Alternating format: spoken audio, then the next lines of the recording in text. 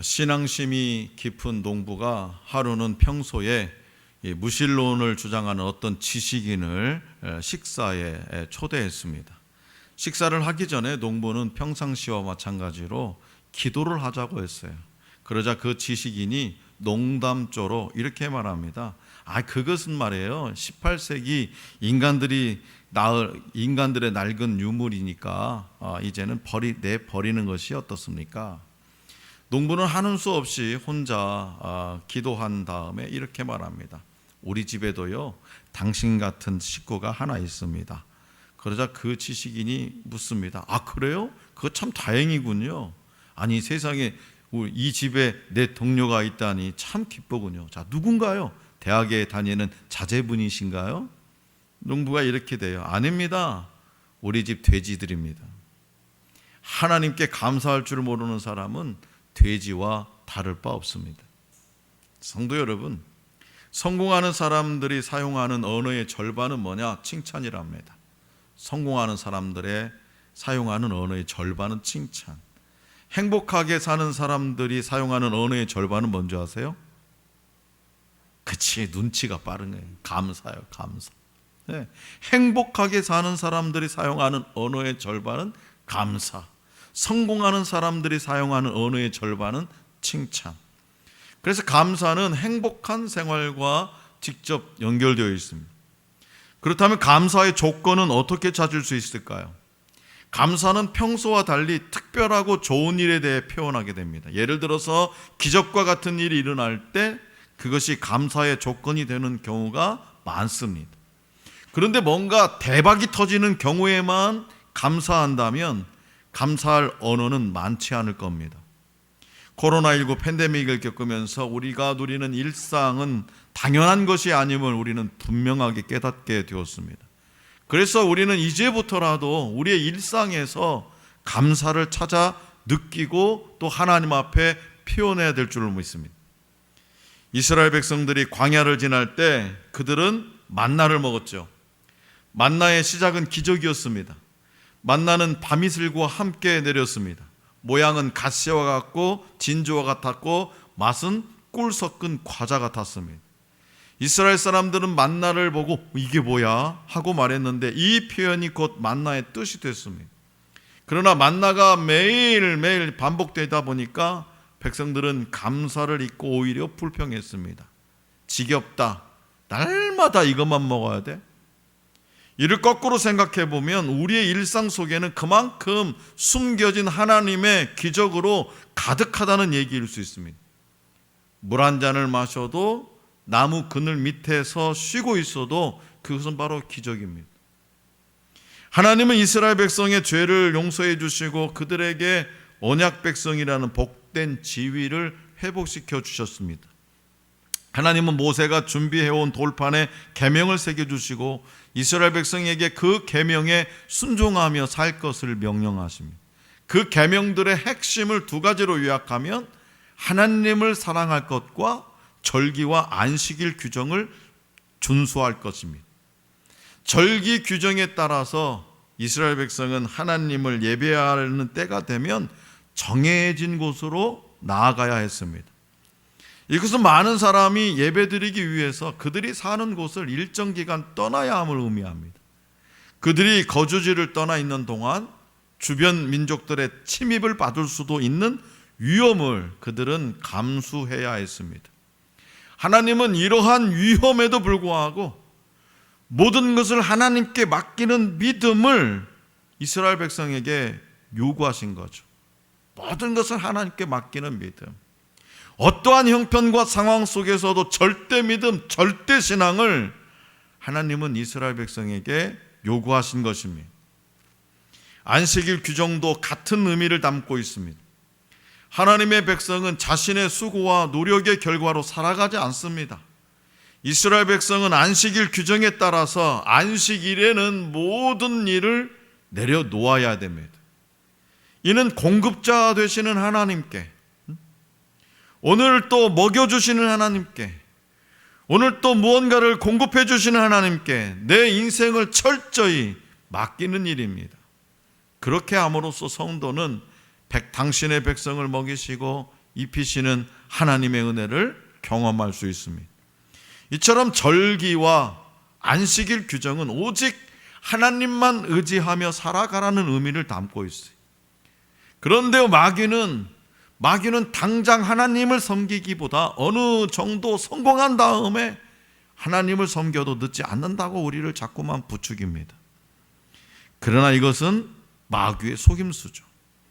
하나님의 백성은 하나님을 섬기면서 그분을 영화롭게 하는 것이 삶의 목적입니다. 하나님은 자신의 삶을 당신께 맡기고 당신을 섬기면서 살아가는 하나님의 백성들을 보호하시고 그들의 모든 필요를 그때그때 제때 공급해 주시는 분이십니다. 오늘 우리에게 주신 본문 말씀 출애굽기 34장은 여호와께서 이스라엘 백성이 깨뜨린 언약을 다시금 갱신하셨음을 직접 선언하시는 장면입니다. 이것이야말로 온 땅 위에 그 어떤 나라와 민족도 이해할 수 없는 이적입니다. 한번 약속을 깨뜨렸는데 다시 갱신해 준다. 그건 이적이죠. 갱신된 언약을 바탕으로 여호와께서는 이전에 그들에게 약속하신 두려운 일을 단행하겠다고 선포하십니다. 이스라엘 백성과 함께 가나안 땅으로 들어가 그곳에 있는 가나안 족속들을 몰아내시겠다는 것입니다. 그리고 바로 그곳에 언약 공동체를 세워서 하나님의 통치와 다스림을 실현하시겠다는 거죠. 이러한 하나님의 비전이 성취되기 위해서 이스라엘 백성은 가나안 주민들의 종교와 문화에 동화될 것이 아니라 언약 백성의 정체성이 다시 새롭게 세워져야 했습니다. 따라서 하나님은 이스라엘 백성과 언약을 다시 갱신하시면서 모세에게 두 가지 축복의 조건을 말씀하셨어요. 첫째는 뭐냐? 쉼입니다. 쉼. 본문 말씀 21절입니다. 우리 다 같이 받들어 읽겠습니다. 21절 시작. 너는 엿새 동안 일하고 일곱째 날에는 쉴지니 밭 갈 때에나 거둘 때에도 쉴지며. 아멘. 여기서 하나님은 연중 가장 바쁠 때, 다시 말하면 농사철, 밭 갈 때, 거둘 때 얼마나 바쁩니까? 밭을 갈 때나 거둘 때에도 쉬라고 말씀하십니다. 상식적으로 열심히 일해야 잘 살고 열심히 수고해야 복을 받는 것이 세상의 이치입니다. 그러나 하나님은 우리에게 쉼을 가져야 복을 받는다고 말씀하세요. 다시 말해서 나 자신의 수고와 힘과 능력으로 잘 살게 되었다고 말하지 말라는 말씀입니다. 아무리 수고해도 아무리 땀 흘려 일해도 복을 받지 못할 수 있다는 것입니다. 오히려 하나님을 의지하고 하나님의 손에 맡기라는 겁니다. 거룩한 안식을 위해서는 세속적인 일은 잠시 멈추라고 말씀하십니다. 하나님께 예배하고 안식하며 감사하는 사람들은 쉼의 축복을 누리게 될 것이라고 하나님은 말씀하세요. 하나님 앞에 예배하는 절기를 지키게 될 때 본문 말씀 24절과 같이 지경이 넓어지는 복을 받게 된다고 하나님은 말씀하십니다. 사람들은 열심히 일해서 지경을 넓히려고 합니다. 열심히 돈 벌고 저축해서 아파트도 하나 사고, 이제 아파트 샀으면 또 논도 하나 한 필지 사고, 논도 샀으면 또 이제 밭도 사고, 또 밭도 샀으면 이제 주식도 좀 투자하고, 열심히 일해서 자기의 지경을 넓히려고 합니다. 그러나 그런 방법으로 지경을 넓힐 수는 없습니다. 지경을 넓히는 일은 우리의 일이 아니라 하나님의 일이기 때문입니다. 그래서 안 믿는 사람들도 부자가 되는 것은 하늘이 도와야 된다고 했어요. 그걸 알아요. 안 믿는 사람들도 하나님이 도우셔야, 하나님이 넓혀주셔야 우리의 지경이 넓혀지는 겁니다. 첫 수확으로 하나님 앞에 감사의 예배를 드리게 될 때 하나님은 우리의 사업의 지경, 인간관계의 지경, 축복의 지경을 더욱 넓혀 주실 것입니다. 이 땅에서 쉼의 축복을 누리라고, 거룩한 안식을 지키라고, 너는 엿새 동안 일하고 거룩한 안식일을 지키라고 하나님은 말씀하십니다. 둘째로 하나님은 이스라엘 백성과 언약을 세우시면서 모세에게 절기를 지키면 축복해 주시겠다고 약속하십니다. 자, 본문 말씀 22절과 23절입니다. 다 같이 받들겠습니다. 22절, 23절 시작. 77절 곧 맥추의 초실절을 지키고 새말에는 수장절을 지키라.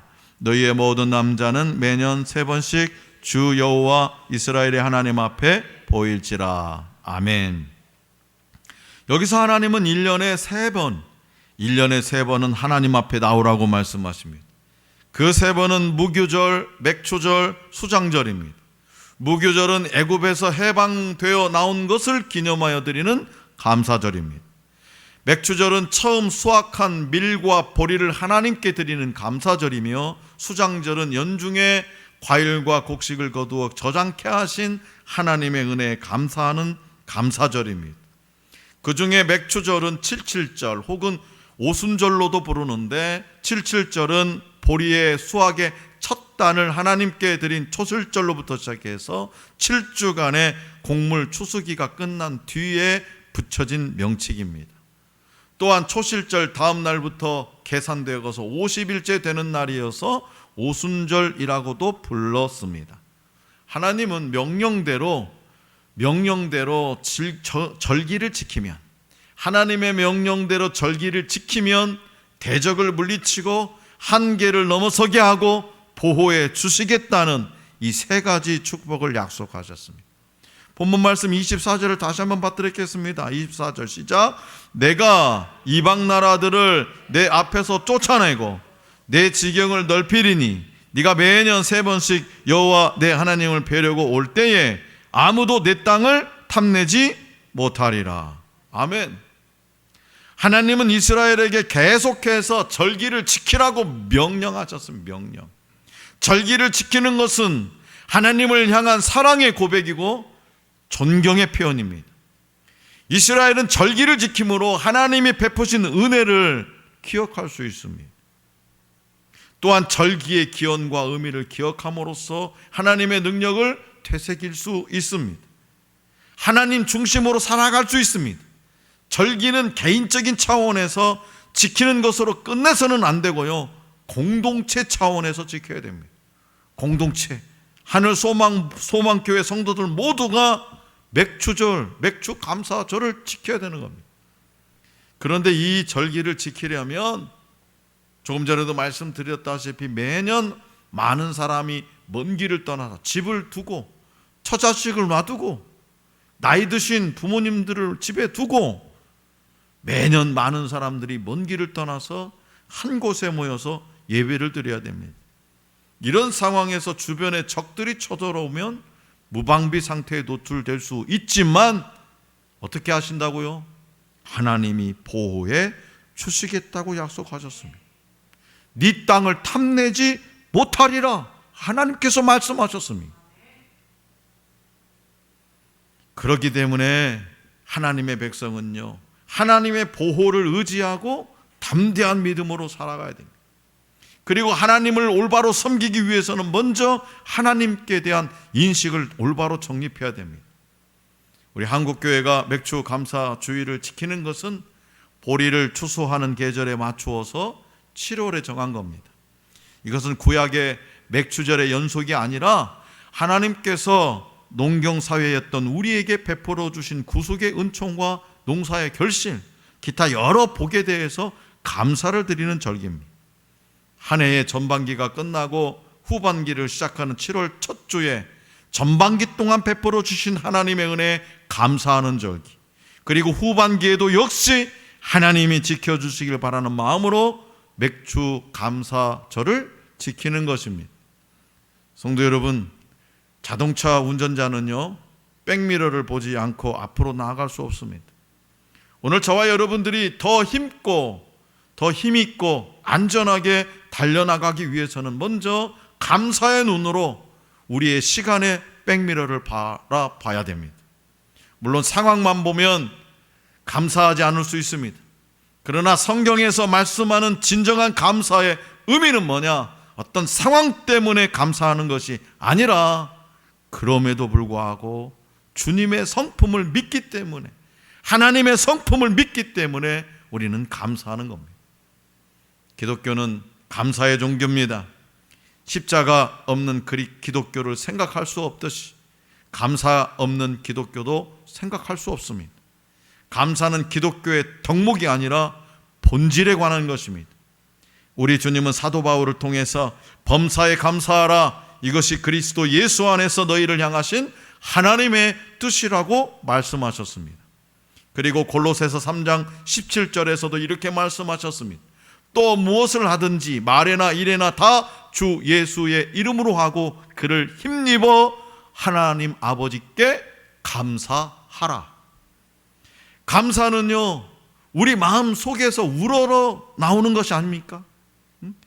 우러러 나오는 거 아닙니까? 그런데 하나님은 어떻게 해요? 명령하고 있습니다. 명령. 강제하고 있습니다. 왜 그럴까요? 왜 강제로 명령하셨을까? 우리 마음속에서 자연스럽게 우러나와야 되는 건데, 우리는 은혜를 받았습니다. 마땅히 감사해야 됩니다. 자발적으로 감사해야 하고 알아서 감사해야 됩니다.